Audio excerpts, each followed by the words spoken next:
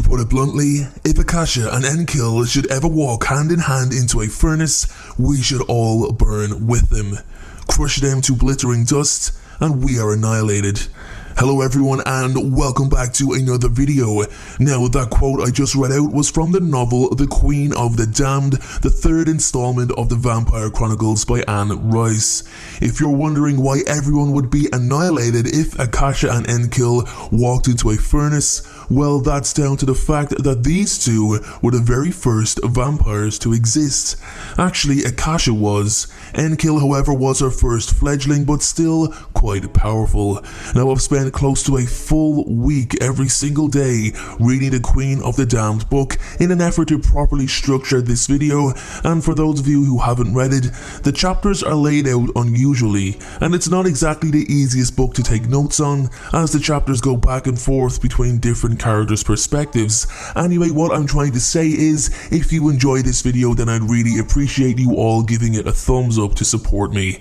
Now, Akasha, the Great Mother, the Queen of Kemet, the Queen of all vampires, the Queen of the Damned. Akasha's journey stems back 6,000 years ago, and she is, without a doubt, the oldest living being in existence by a long shot.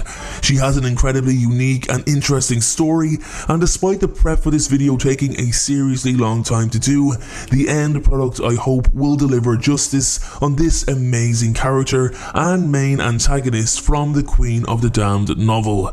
Let's begin. Akasha is the very first vampire to ever exist, along with her husband Enkil. To make it short and sweet, that means every single vampire currently in existence stems back to her. They are all linked back to the Queen. As of the book's timeline, neither Akasha nor Enkil have been active in over 50 centuries, remaining in an inanimate state and having their bodies taken care of by the vampire Marius. Because of their apparent lifeless state and the many superstitions that surrounded the importance of their well-being, for the sake of the vampire race, the king and queen became known as those who must be kept. Their story did circulate, but with no real concrete truth behind it. Many vampires looked upon it as just another myth. However, I can assure you it was indeed far from a myth. There is a story to be told, a story that can explain it all.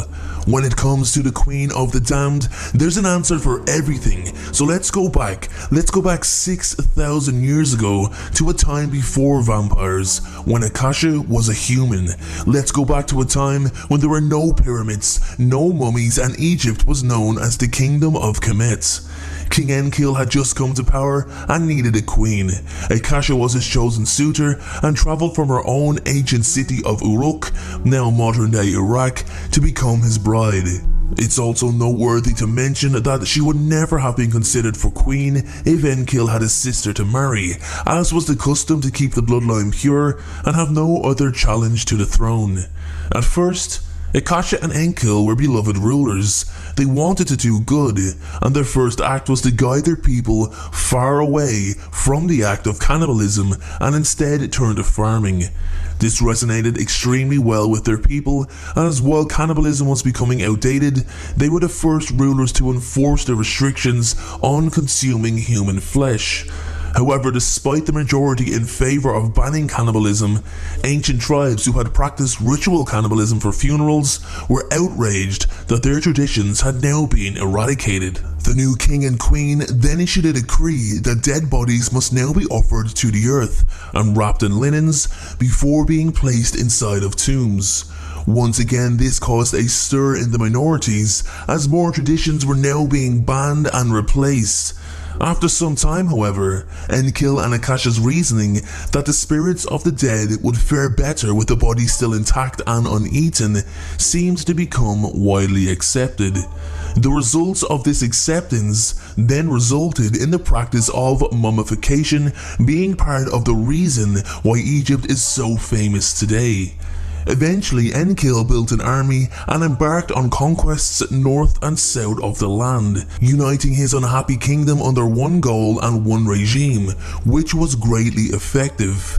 Akasha and Enkil worshipped gods like Osiris and Ra, amongst many other animal gods, gods of which are widely known today from studies of ancient Egypt.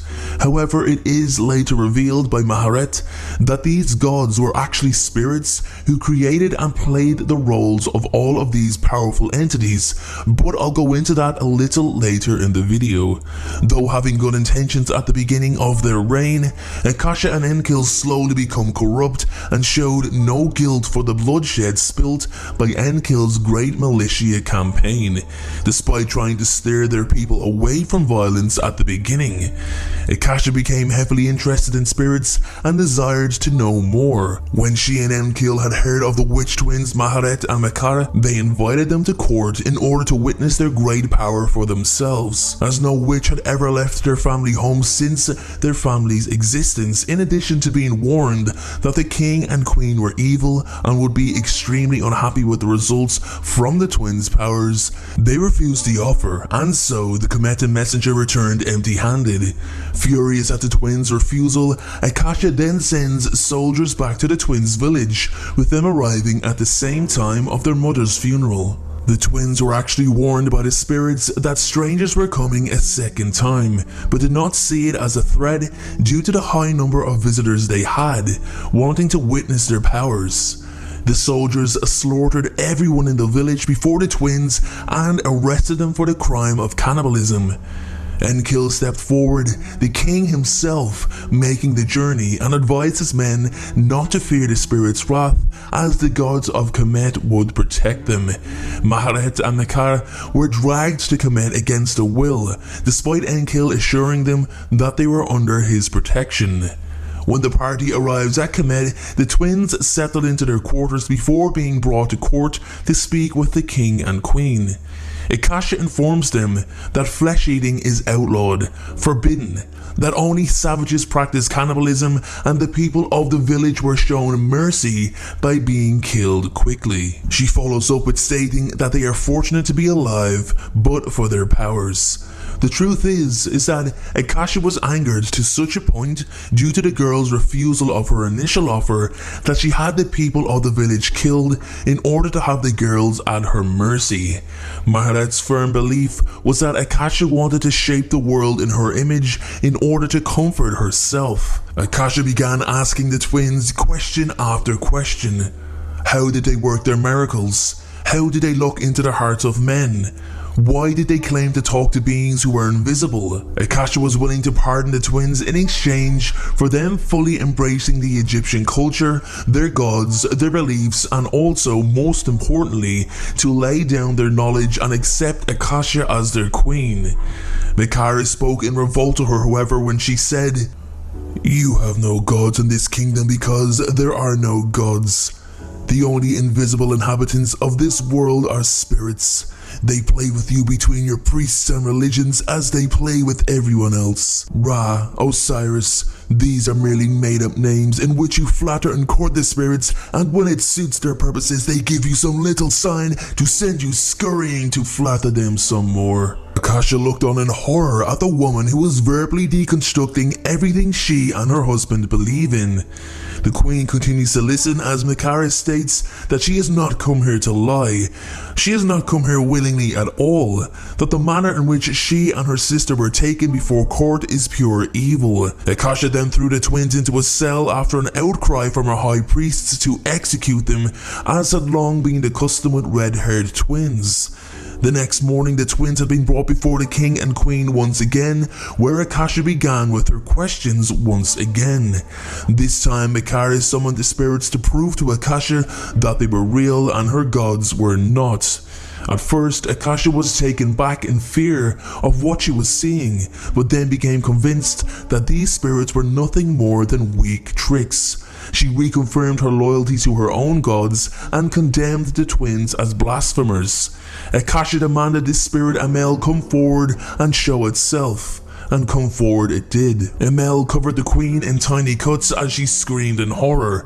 The spirit loved the taste of blood. It was a euphoric feeling though. It could only do so much without a solid form.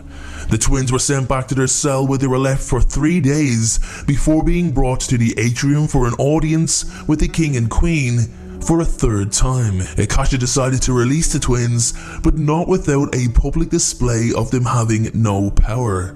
Enkill then instructed his most trusted guard, Cayman, to rape each twin in order to strip them both of their honor. Because of their horrific actions, Amel then began haunting and tormenting the king, queen, and Cayman, eventually driving the three of them insane.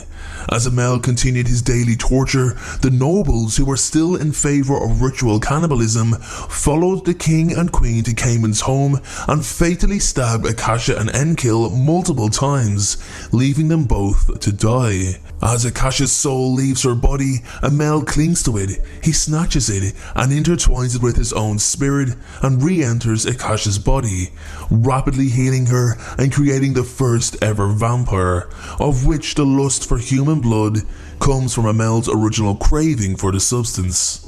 Now, a spirit has joined with the soul and fully occupies human flesh, something never thought possible. "What has become of me?" she said as she looked at her wounds healing rapidly. Akasha then quickly tended to a dying Enkill, cutting herself and guiding the blood into his open wounds as they healed before her.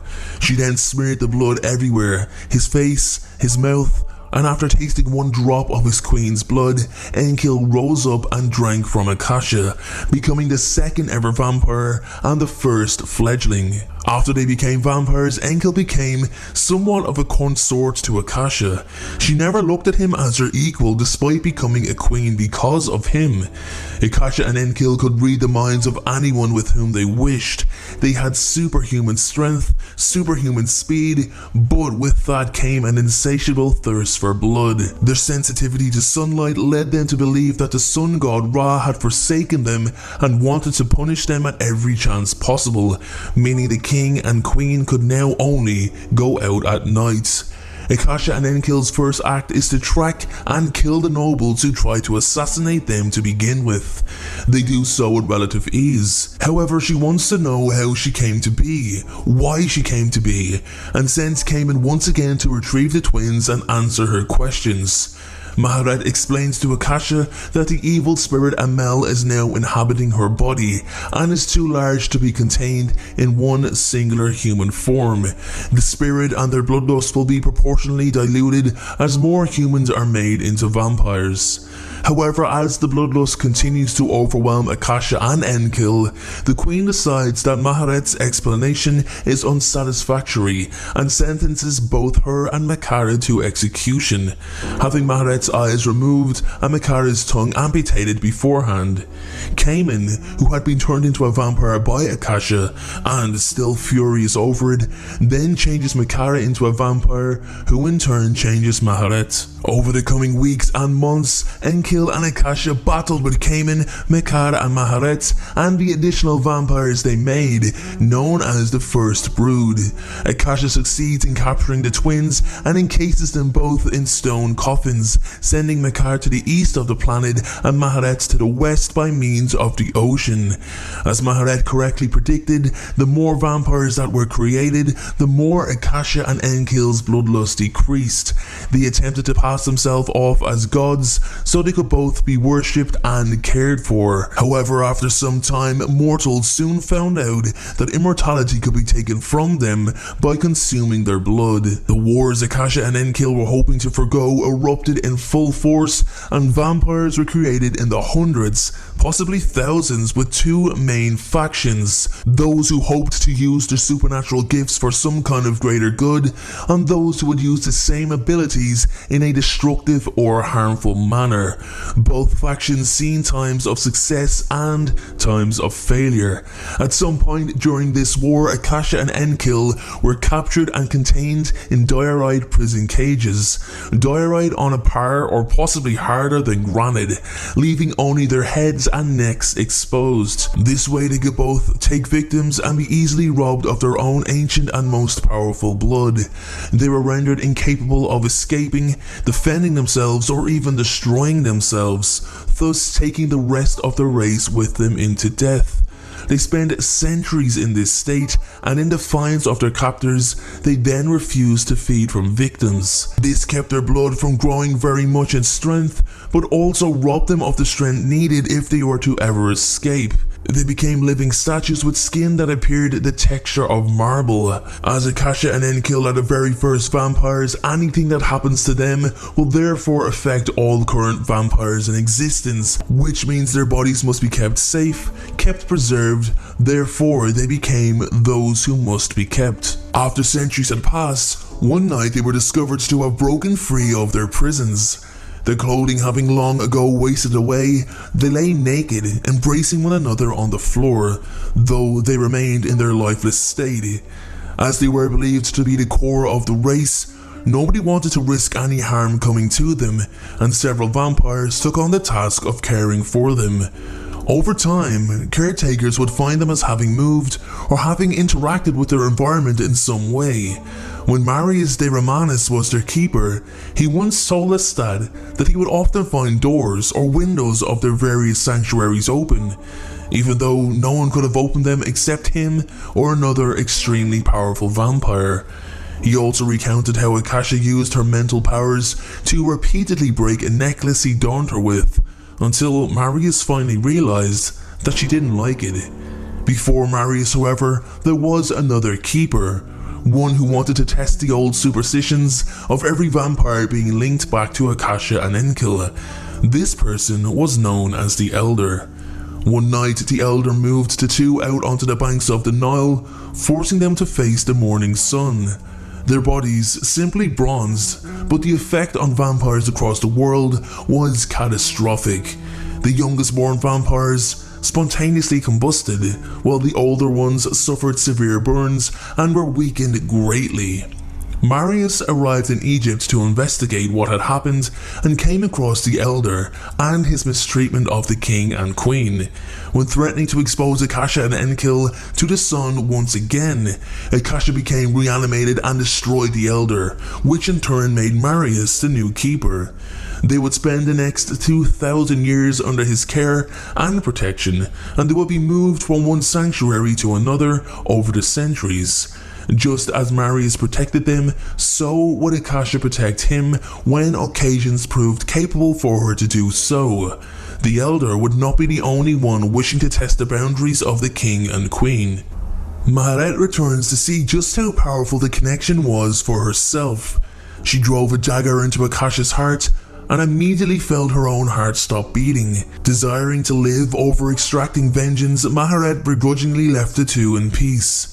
By 1985, with so many technological advances in existence, like the ability to see the sun in movies and television, Marius hoped it would wake Akasha and Enkill, but to his great disappointment, still they remained inanimate.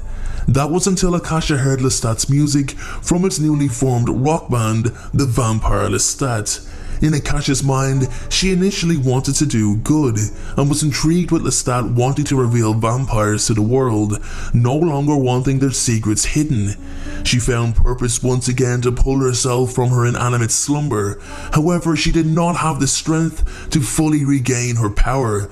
Therefore, she used the only thing she could think of for a resource, her consort Enkill. Akasha drained him of every last drop of blood before killing him, finally putting an end to their 6,000-year reign as king and queen. She goes to Lestat's rock concert and kidnaps him, making him her new consort. Akasha tells him that many vampires all over the world would have been destroyed, but the people he cares for have been spared. She then teaches him how to use his greater vampiric powers that he now has after drinking from her again. Akasha then takes Lestat to the temple that was created by another vampire named Azim, to be worshipped by the humans that live there. Akasha kills this vampire, and then proceeds to start killing all the men in the temple. She asks for Lestat's help in this task, and although Lestat is very reluctant to do so, he eventually joins in with the massacre, and finds that he actually enjoys it. She then takes Lestat to other cities and repeats the killings, but Lestat does not join in this time. He tries to reason with her and persuade her against killing almost the entire male population, but she doesn't listen to him. The surviving vampires are confronted by Akasha in Maharet's Sonoma compound. She explains her plans for her to be the new god of the world and offers the vampires a chance to be her followers as angels in her new world order. Akasha plans to kill 90% of the world's human men and to establish a new Eden in which women will worship Akasha as a goddess. They all refuse to partake in Akasha's plan, despite her vow to destroy them all if they do not comply. Maharet speaks for all of them when she boldly says that Akasha simply wants to dominate and be worshipped and have everybody obey her no matter how many lives are lost. Their refusal makes Akasha furious, but before she can destroy the surviving vampires, Mikar, whom no one has seen for 6,000 years, appears in the room. She charges at Akasha, shoving her into a glass wall, causing a large shard to decapitate her. Just as doom is spelled out for all vampires, Mikar devours both the brain and heart of Akasha, taking into herself the sacred core which contains the spirit of Amel. Successfully bonding with the sacred core, Mikar becomes the new queen of all vampires, the queen of the damned, while Akasha's body becomes a transparent shell. So I'll leave it there, everyone. Well, I have to, as I've nothing left to talk about when it comes to this intriguing, amazing character. No part 2 coming up, that's it. Thank you so much for watching. Please make sure to subscribe